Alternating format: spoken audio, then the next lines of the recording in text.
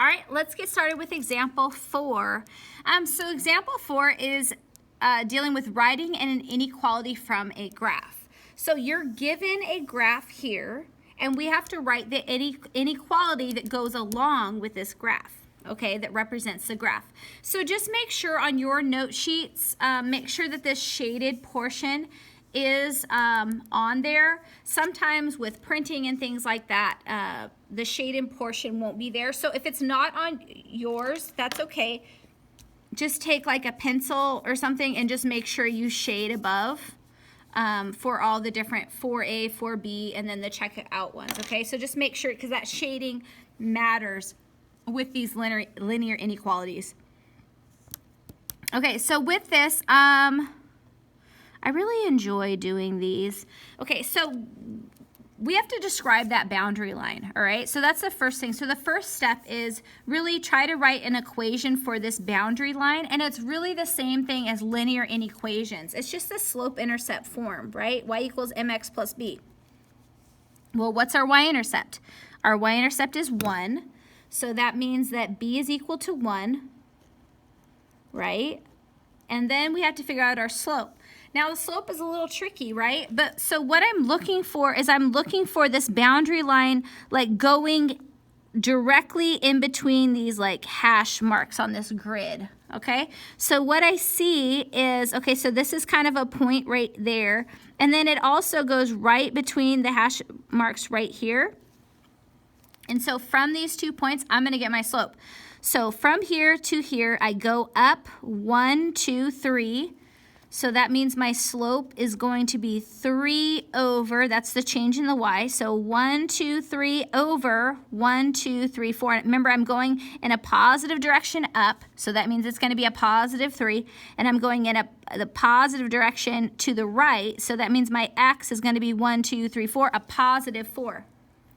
So once I have my slope and the y-intercept, I just go ahead and fill in my information, but I'm going to leave that, where the inequality sign goes, I'm going to leave that blank for a second. So I have y, I have 3/4 x, and then I have plus 1, okay? Now I just need to determine what is going to be the inequality sign that I'm going to need. And so I need to determine, so it's a dash line, right? Which means I'm going to be dealing with one of those two signs. I mean, inequality signs, right?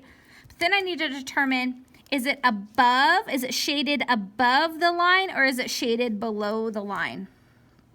And it's definitely shaded above the line. That means when it's shaded above, y is going to be greater than the boundary line. So it's not going to be this one, it's going to be this one. So we're going to have y is greater than 3/4 x plus 1, and that is our linear inequality. All right, so let's go ahead and try this again with example 4b. So here we have this linear inequality. Just make sure that this is shaded on your notes. And what do we want to do? Okay, let's start with the y-intercept. Okay, so remember, we need to write it down in slope-intercept form. Okay, so the y-intercept is right here. And let's look at these units. So it looks like this is 2, 4, 6, 8. Okay, so these are in increments of 2. So this is -4. This one is -6, this hash mark.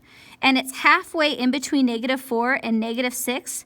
That means our y-intercept right there would be -5. So we know that our b is equal to -5. So now we just need to determine another point so we can figure out what the slope is. So if I look at this, it really goes, I want to say that it really goes right here in between this, but because that 4 is there, that's kind of throwing me off. So I think I'm going to choose this one here, that point, because it goes right in between those hash marks on the graph paper. So I'm really looking at those lines on the graph paper and where they two of them intersect. If I didn't want to use that and I wanted to be super sure, I mean, I can also use this right here, the x-intercept, and that might just be a safer route. So let's go ahead and use that x-intercept because it's super obvious there. And let's figure out what our slope is. So our slope, you could either do like slope formula, m equals y2 minus y1 all over x2 minus x1, right? We have a point here. This would be what, 0, -5, and we have this point here, which would be -10, 0. You could do it that way, or you could just, the slope is also found by finding the change in y over the change in x. So going down, right? So from here, this is y is at 0, and then you're going to go down to where it's -5. That means, and you're going down, so that means it's going to be in the negative direction, right? And then we're going to go over. So right here, we're at -10. And then we go in the positive direction to 0. So from -10 to this, right, down -5. And we're really going to move over 10 units. And we could count it out, right? So like this is 2, 4, 6, 8, 10. And it's in the positive direction, which means 10 would be positive. So that's our slope. And then we just need to reduce it. So 5 goes, there's a common factor of 5. 5 goes into 5 one time, 5 goes into 10 two times. And so our slope ends up being -1/2. Perfect. And if you look at that, we're here at 5. If you go up 1 and then, yeah, over 2, up 1 over 2, up 1 over 2, and you can see it right there. So perfect. We have our slope, we have our y-intercept, so now we can write our inequality, right?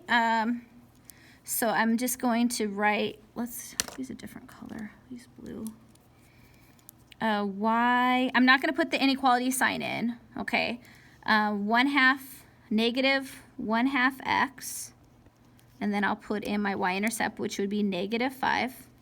Okay, so I have my slope, I have my y-intercept. Now I just need to figure out, okay, is it going to be solid line, dashed line? It's a solid line, which means it's going to be less than or equal to or greater than or equal to. So I know that, but I have to figure out the shading portion. So I need to know, is it above the line or is it the shading below the line? And here it's obvious that the shading is below the line. That means that y is going to be less than or equal to all of this. So we are going to use this one and not that one. So it's going to be y is less than or equal to -1/2 x minus 5. So there is our inequality there. Perfect. So now it is your turn to try some of these problems out. So check it out. For 4a is right here. So I want you to try to do 4a and also do 4b. Okay, so where's my friend? Where are you at? You're slacking. Oh, here's the pause dragon. Remind you to pause. When you get done with 4a and 4b, press play and we'll go over both of those solutions together.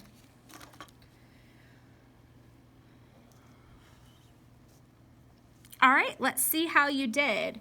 So here, the first thing we have to do is figure out what that line is. So I'm going to write down slope-intercept form, right? This is nice. Our y-intercept is 0. That's super easy. And then let's look at the slope. So it looks like right here, this is where it goes through. So this is 2, which means that's 1. So it looks like it's just down 1 over 1. So the slope is down 1 over 1, or just really -1. You know, slope is equal to -1. So now we're ready to write that, everything for the linear equality except the actual sign. So I'm going to write y, I'm going to stick in -1 for the slope, which is just, I'm just going to put -x, because -x is the same thing as -1. And then I would put +0, but you never put +0. So since it's +0, I'm just not going to put a y-intercept. So now I need to figure out, okay, is it a dashed line, solid line? And since it's dashed, I'm going to be using these particular signs. And so now I need to look at the shading. Is it shaded above where it would be y is greater than, or is it shaded below where it would be y is less than? And it's shaded below, so that means we're dealing with a y is less than. So if you got that one right, awesome, awesome. Okay, if not, go ahead and change it so it looks like mine. Okay, let's look at the next one for 4b. Okay, we need to describe this line.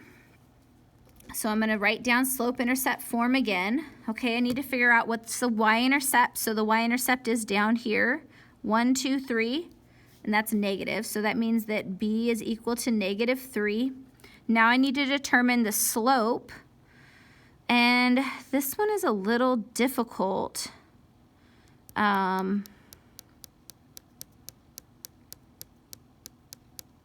think what I'm going to do for this slope, because it's hard and these lines are kind of faded, is I'm actually just going to use the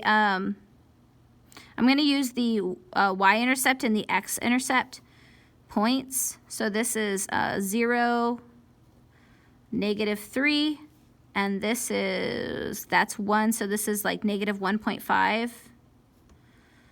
And then the y is 0. Okay.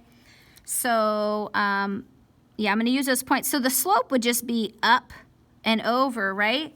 So the slope is the change in y over the change in x. So if I go up 3, my change in y is going to be a positive 3. And then if I go this way, it's going to be in the negative direction, which is negative 1.5. Okay, which just means that I'm going to need to simplify this slope. So I'm going to go over here and go 3 divided by 1.5. Remember, whenever you're dividing by decimals, you can never divide by decimals. So we have to make this not a decimal. So we move it over one place, and then we have to move it over a place here. So it's same. So over to the right, add a 0. So basically, we're looking at 30 being divided by 15. 15 goes into 30 2 times, 2 times 15. Oh, that's nice. Okay. So our slope is 2. No, 2 times 15 is 30. What are you doing, Joy? 30 take away 30 is 0. There we go. Okay. So that means 3 divided by 1.5 is equal to 2, and it's a positive divided by a negative, so it's a negative 2. So that's our slope is equal to negative 2. So if you look at that, down to 1, 2 over 1 would be right there. Yeah, okay, I can see that. Or this one would be the opposite, which would be up to 1, 2 over 1. So I thought that was a point, but it's the dash lines are kind of, it will be way more obvious in your book when you do these problems. These are kind of, the graph lines are kind of faded a bit. So now we're ready to go ahead and write our inequality without the inequality sign. So we have y, I'll change my color. Oh, blue. This is going to be shades of blue. So y, and then this is our slope, so negative 2x. And then our y-intercept is negative 3. Then we need to determine, are we dealing with a dashed line or a solid line? It's solid, so we know that we're dealing with one of these inequality symbols.